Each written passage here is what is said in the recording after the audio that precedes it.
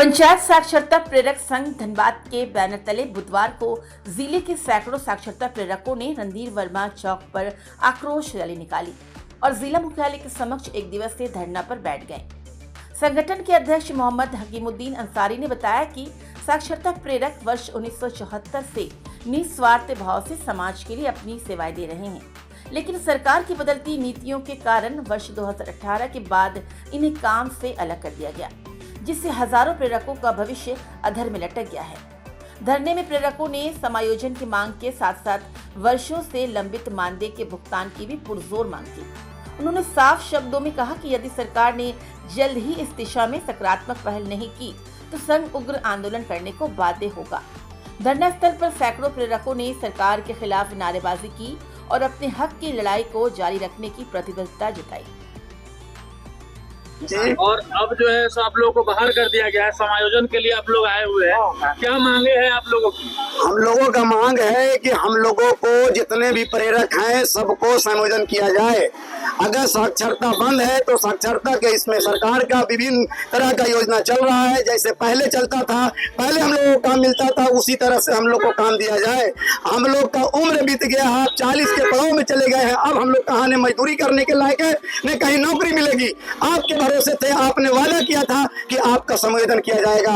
Court का भी आदेश है, सुप्रीम कोर्ट का भी, जो 3 साल से 10 साल तक जो काम किया है उसको समायोजन किया जाएगा विभिन्न में। मगर ये सरकार गूंगी बहरी सरकार है, इस पर एकदम ध्यान नहीं दे रही है। विभिन्न लोगों का जैसे आंगनबाड़ी का लगता है सुन लिया है, पोषक सखी सुन लिया, हमारा नहीं सुन रही है। हम उसके लिए आज धरना प्रदर्शन कर रहे हैं। आज सरकार को सिर्फ चेतावनी दे रहे हैं, फिर हम लोग विधानसभा का घेराव करेंगे, उसके बाद आंदोलन करेंगे, उसके बाद भूख हड़ताल करेंगे, अमरण अनशन करेंगे। उससे भी अगर नहीं बनेगा तो बाल बच्चों को लेकर आत्महत्या करेंगे। 2018 के बाद जो पढ़ना लिखना समिति जो भी बना है उसमें भी आप लोग मांग कर रहे हैं, उसमें हम लोग जाए। हम लोग को दिया ही नहीं है, वो तो कागजी पर चल रहा है, कागजी घोड़ा में चल रहा है और ऑफिसर लोग खाली कागजी पर करके अपना ही बना। उसकी जांच हो। हम मांग करते हैं आप लोग के माध्यम से कि नव साक्षर जो चला है, पढ़ना लिखना जो चला है, लिखना पढ़ना चला, उसका जांच हो कि वो कैसे चला है, कहाँ चला है, कैसे चुनाव हुआ है, किस केंद्र में चुनाव हुआ, किसके जरिए चुनाव, इसका पर्यवेक्षक कौन थे, कौन हेडमास्टर था, कौन इसको समायोजन किया और कैसे हुआ, इसकी भी जांच हो।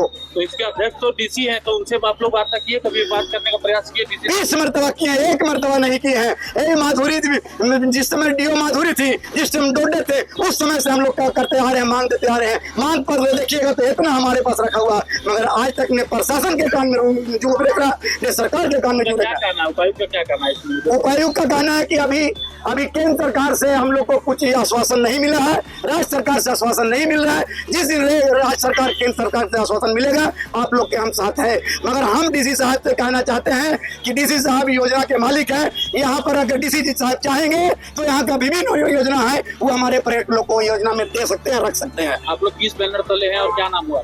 हमारा नाम मोहम्मद महफूज आलम है, पंचायत साक्षरता संघ के हम सचिव महासचिव हैं और ये हमारे अध्यक्ष हैं और हम लोग, मेरा नाम मोहम्मद महफूज आलम। महिलाओं के साथ जो है आए हुए साक्षरता दर को लेकर के आप लोग पहले भी काम कर चुके हैं, इसके बाद अगर नहीं सरकार सुनी तो क्या आप लोग कदम उठाने वाले हैं? सरकार इसके बाद भी अगर नहीं सुनती है तो हम लोग उग्र आंदोलन करेंगे। अभी हमारे साथी महफूज भाई बोले हैं कि हम लोग को अगर जरूरत पड़े तो बाल बच्चों के साथ आत्मदाह भी करेंगे, क्योंकि हम लोग का उम्र को सरकार खा गई है। हम लोग लगातार 1994 से आंदोलन कर रहे हैं और काम भी कर रहे हैं, लेकिन हम लोगों का आज तक कोई सुनवाई सरकार नहीं की है, ना सुन रही है। आज जो आंदोलन हम लोग फिर से शुरू किया है, इस पर अगर सरकार हमारी मांगों को पूरी नहीं करती है, फिर 4 तारीख का हमारा जो है कि विधानसभा का घेराव है, विधानसभा में भी हम लोग अपना बात को रखेंगे।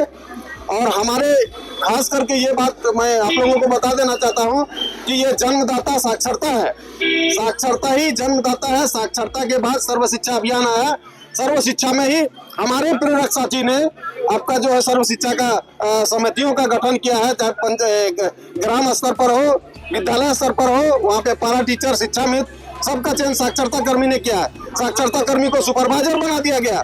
क्षेत्र में चुनाव करने के लिए चुनाव किया और आज साक्षरता कर्मी को बेघर कर दिया गया। एनआरएचएम में भी यही किया। एनआरएचएम में साक्षरता कर्मी को सुपरवाइजर बना दिया। एनआरएचएम में सहिया चयन हुआ, स्वास्थ्य समिति चयन हुआ और हमारे साक्षरता कर्मी को बाहर कर दिया गया। कहने का मतलब है सब काम में साक्षरता कर्मी को लगाया गया। सरकार का विभिन्न कल्याणकारी योजना है, सब में साक्षरता कर्मी को लगाया और सब काम को साक्षरता कर्मी ने सफलतापूर्वक सरकार का जो है कि किया है, ईमानदारी से किया है और सफल भी किया है। और साक्षरता कर्मी को नजरअंदाज कर दिया और साक्षरता कर्मी को ना बकाया मानदेय दिया है, ना कहीं पे समायोजन किया है। 21 मार्च 2018 को इसको स्थगित करके साक्षरता कर्मी को बेघर कर दिया है। अब भी हमारा का मांग को नहीं मान रहे हैं सरकार। ये हमारा आंदोलन यहाँ ही समाप्त नहीं होगा। हमारा आंदोलन जो है उग्र होगा। इसके बाद अगर सरकार नहीं मानती है तो हम लोग उग्र आंदोलन करेंगे। आज जिला में कर रहे हैं, कल राज्य में भी करेंगे। जरूरत पड़ेगा तो दिल्ली में भी हम लोग गांधी मैदान में करने के लिए तैयार है। मोहम्मद हकीमुद्दीन अंसारी, जिला अध्यक्ष, पंचायत साक्षरता प्रेरक संघ, धनबाद।